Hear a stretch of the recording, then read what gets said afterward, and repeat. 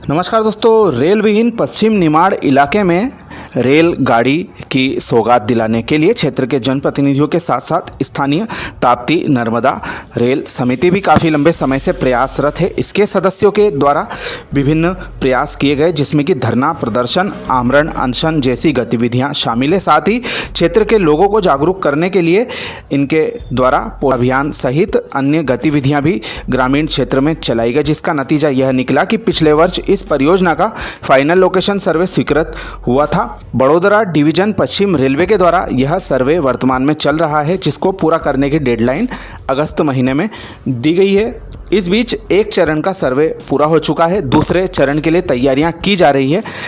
इस सर्वे में एक महत्वपूर्ण संशोधन खंडवा के रेलवे जानकार श्री मनोज सोनी जी, जो कि वर्तमान में भुसावल मंडल रेल परामर्श समिति के सदस्य भी हैं, उनके द्वारा समिति सदस्यों को बताया गया। साथ ही जो तकनीकी अमला सर्वे कर रहा है और रेलवे के इंजीनियर हैं, उन्हें भी संज्ञान में लाया गया कि इस महत्वपूर्ण रेल परियोजना को यदि जो हमारा सनावत खंडवा रेलखंड है उसके छेगांव माखन इलाके में यदि जोड़ा जाएगा तो यह परियोजना केवल खंडवा स्टेशन तक आकर ही सीमित रहेगी और इटारसी, इलाहाबाद, जबलपुर आदि जाने के लिए इंजन का रिवर्सल खंडवा जंक्शन पर करना पड़ेगा।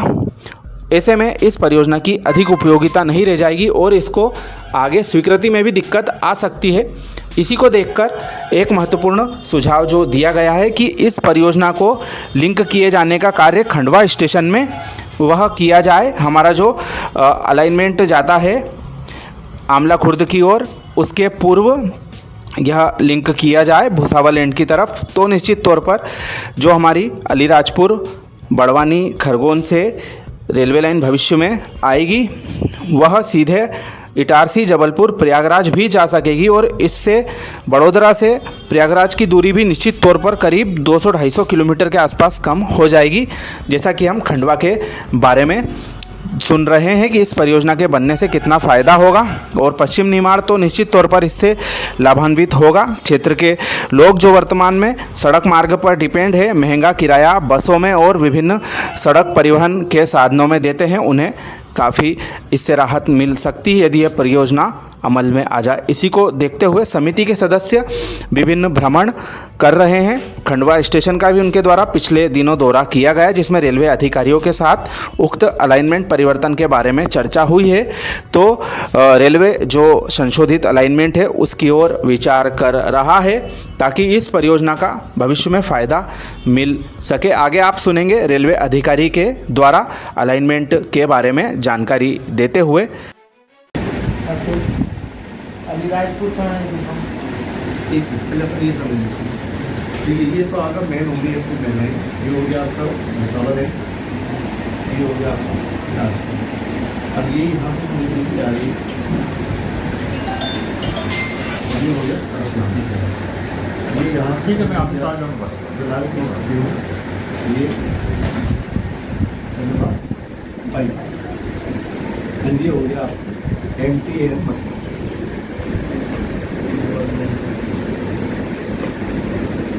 कुछ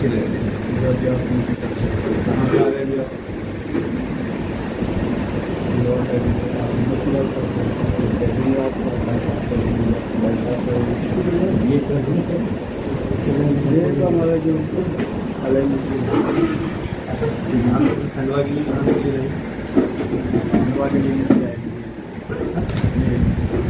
तो ये आपका बतेला वाली है ना, ये आपने बाईपास ये आगे अब ये बाईपास कर देना आपके पास जो खंडवा बाईपास के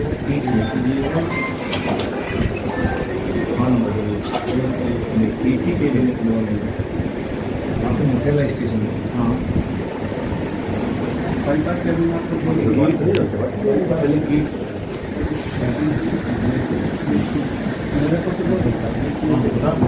इंदौर वाली लाइन से है, यहाँ से इंदौर वाली लाइन नहीं है, इंदौर लाइन एजेंसी के बाद बाईपास आता है, उसके बाद आता है खंडवा या ये गेट है, गेट वाला दिखा रहा है। अभी यहाँ पे ओवर कर लिया है, गेट बंद हो गया, लेकिन इनिशियली जब ये लाइन डली थी उस समय यहाँ पे गेट बना था, इंजीनियरिंग गेट था।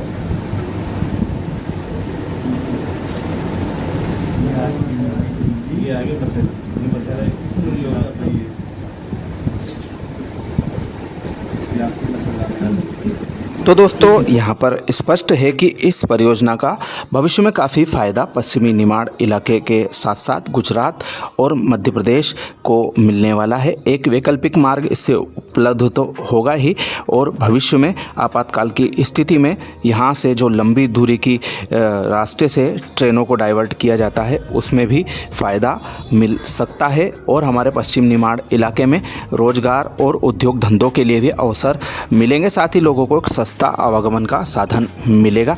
इस परियोजना के आगामी कार्य सफलतापूर्वक और निर्विघ्न संपन्न हो, इस हेतु ताप्ती नर्मदा रेल समिति के द्वारा बड़वानी जिला कलेक्ट्रेट के सामने हनुमान मंदिर पर आगामी 11 मई को बैठक आयोजित की है। साथ ही स्नेह भोज का भी वहां पर आयोजन समिति सदस्यों के द्वारा रखा गया है और आग्रह किया गया है कि सभी जो आमंत्रित गण हैं वे लोग बैठक में पहुंचे और अपने विचार इस परियोजना के बारे में ज़्यादा से ज़्यादा अपने क्षेत्र में पहुंचाएं ताकि जनता इस परियोजना के लिए जागरूक हो सके और भविष्य में इस परियोजना का स्वीकृति के पश्चात में भूमि पूजन कार्य किया जाएगा, उसमें अधिक से अधिक उपस्थिति क्षेत्र के लोगों की रहे, इसके लिए प्रयास किए जा रहे हैं।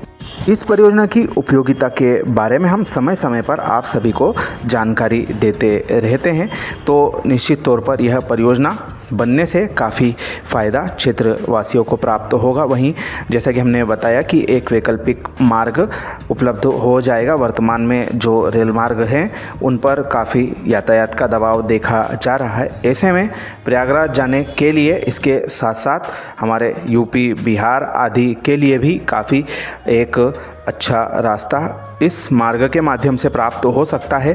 वहीं पश्चिमी निमाड़ इलाके में रोजगार और उद्योग धंधों के लिए भी काफ़ी महत्वपूर्ण साबित हो सकता है।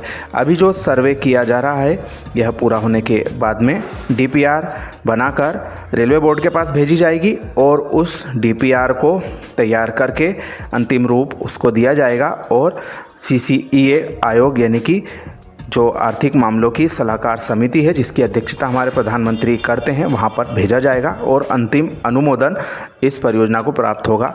खैर इस पूरी प्रक्रिया में समय लगता है।